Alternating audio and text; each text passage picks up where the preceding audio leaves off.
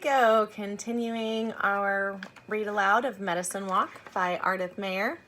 Yesterday in chapter 8, Burr had decided to continue his journey, but this time at night, to keep away from the sun and the scalding heat that he had been experiencing during the day. So he decided that nighttime would be best. And all the while he is thinking and remembering things that his dad had told him, and Nechito and Charlie, and using that knowledge that they had given him to help him survive in this journey that he is on this walk.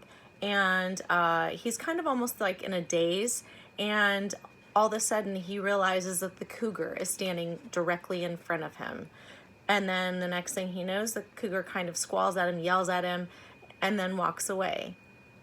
Burr then realizes, as he gets closer to where the cougar had been, that the cougar had been keeping him from basically falling off of a cliff. And so he kind of works his way a little farther and then starts to rest and falls asleep against a boulder. So here we go. We are going to read chapter 9. It's entitled, Keep Going, Burr. The dried fruit was all gone. The water bottle had only a small slosh left in it. My head felt swollen, light, and dry. My feet were so badly cut and bruised that I just put them out of my mind. I couldn't do a thing for them, and they had to keep going, no matter what. Only the tops of my tennies remained, tied about my ankles to do what they could to keep my insteps from being cooked by the sun. I looked back once, and there had been blood where I had stepped. I didn't look back anymore. More than once I had come to and found myself lying full length on the ground. Sometimes it was in the shadow of a boulder. Sometimes it was out in the full blaze of the sun. I must be blacking out, but I didn't know what to do about that either. At the moment, I felt pretty clear-headed. I was on the top of another mesa, looking down to a long valley. There was foliage down there at its bottom. I hadn't seen that much green for a long time. Maybe water? I almost started scrambling down the slope toward a ledge that looked to be a possible path. Then I stopped. That wasn't the way. The breeze whispered its disapproval. Charlie wouldn't do it that way. Dad wouldn't. Nechito most certainly wouldn't.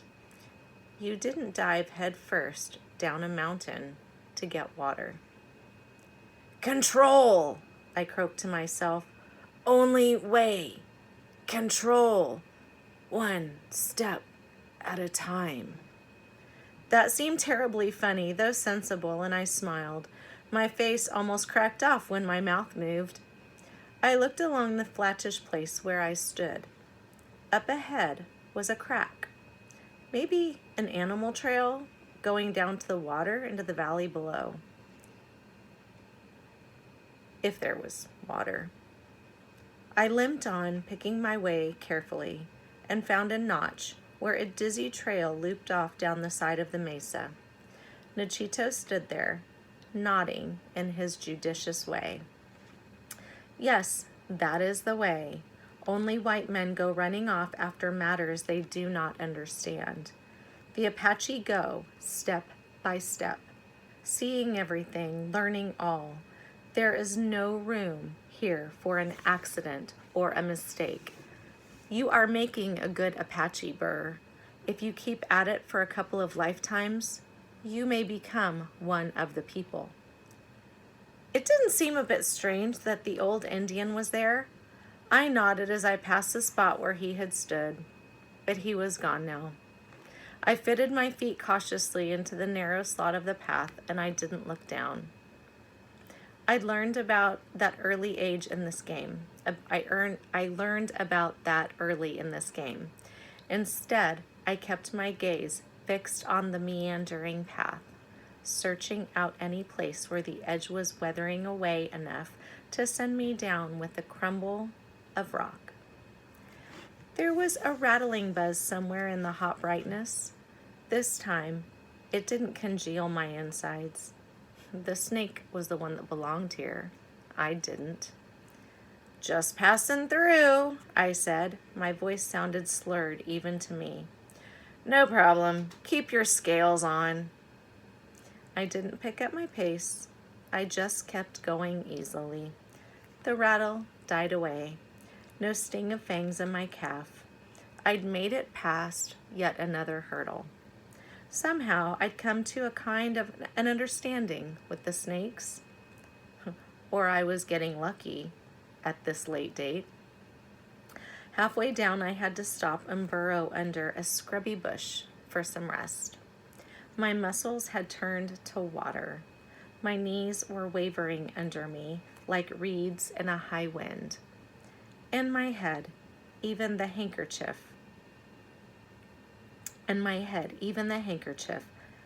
that hat, it wasn't doing much good anymore. I sprawled on my face in the hot grit. Every spot on my back where the sun struck through the skimpy leaves burned separately. I'd never thought of the sun as my worst enemy, but it was. Worse than any rattler, worse by far than a cougar.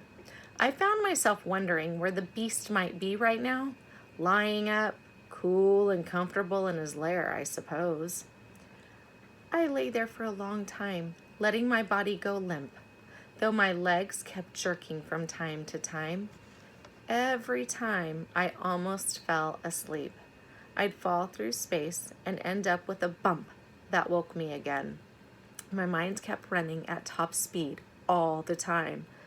Asleep or awake or halfway between, nightmares kept acting themselves out behind my eyes.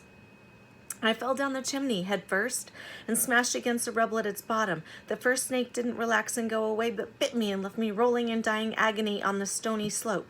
The plane crash killed me, along with Dad. Dad. "Get up, Burr. Keep going. This isn't getting you anywhere. So, you're tired. I'm dead, for cat's sake, and I'm still in here pitching. Come on, haul yourself up and get this show on the road, would ya?" "I can't be an Apache, Dad." I rolled onto my knees and my hands and then painfully rose to my feet. "I could use some things they did, but I'm not one. Does that make a difference?" They were tough, smart, efficient. They lived where few others could have, but we can be just as tough and smart, Burr. We don't often have to, but when it's necessary, we can do it. Now shag it." And he was gone, but I was on my feet. The sun was down a bit behind the distant top of the mesa.